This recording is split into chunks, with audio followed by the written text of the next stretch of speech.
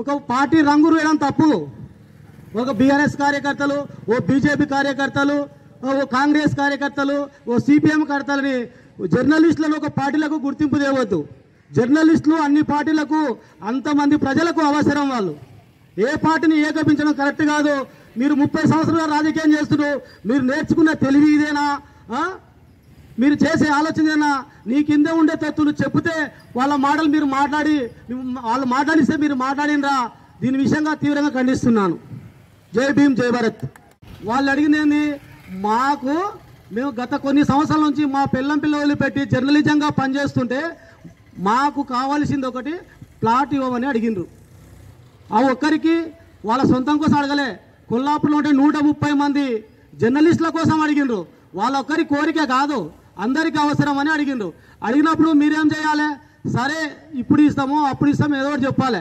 చెప్పకుండా అన్ని కాకామ్మ కథలు చెప్పుకుంటూ, కల్లిబొల్ల మాలు చెప్పుకుంటా, మీకు ఇల్లు ఉన్నాయి కదా, మీకు భూములు ఉన్నాయి కదా అంటే, భూమి లేకుండా అడవిలో వైపు దున్నుకోవాలన్నా? ఫారెస్ట్లా ఇల్లు లేకుండా ఆ చెట్ల కింద గుడిసేసుకొని చెట్ల కింద ఉండాలి పిల్లలు? అది కరెక్ట్ కాదు. మీరు మాట్లాడిన మాటలు తప్పు. జూపల్లి కృష్ణారావు మంత్రి గారు, మీరు మతి తమ్మించి మాట్లాడుతున్నారు. అధికారం లేకముందు ఒక మాట మాట్లాడిండ్రు, అధికారం వచ్చినాక ఇంకొక మాట మాట్లాడుతున్నారు. ఇదొక మాట, మీది చాలా తప్పు అని నేను బీజేపీ పార్టీ నుంచి మిమ్మల్ని తీవ్రంగా ఖండిస్తున్నా. జర్నలిస్టుల తరఫున నేను కూడా అవసరమైతే వాళ్ళ వెంట ఉద్యమం చేయడానికి కూడా సిద్ధం, రెడీ. నాకు అవకాశం ఇస్తే వాళ్ళు ఏమైనా ఉండడానికి కూడా ముందుంటానని చెప్పి ఈ యొక్క రిలే రేసు సంఘం రేసు ఇంతటితో ముగిస్తున్నాను. జర్నలిస్టులకు రిలే నిరాహార దీక్షలు చేపట్టినటువంటి జర్నలిస్టులకు నా హృదయపూర్వకంగా సంఘీభావం తెలియజేస్తున్నాను. ఎందుకంటే గత కొన్ని సంవత్సరాల నుంచి జర్నలిజం రాజకీయాలకు అతీతంగా పోరాడుతున్నారు. ప్రజల కోసం పనిచేస్తున్న జర్నలిస్టులను కొందరు తప్పుడు మాటలు మాట్లాడుతున్నారు. దాని విషయానికి వస్తే చాలా బాధాకరం. ఎందుకంటే జర్నలిజం లేనిది రాజకీయం లేదు.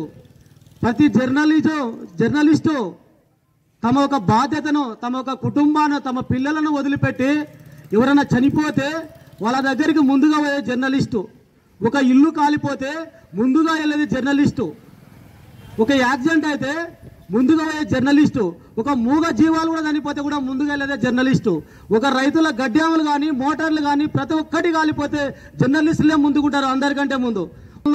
మన కొల్లాపూర్ నియోజకవర్గంలో అన్యాయం జరుగుతుంది. వాళ్ళు అడిగింది ఏం అడిగిండ్రు? నీకు 10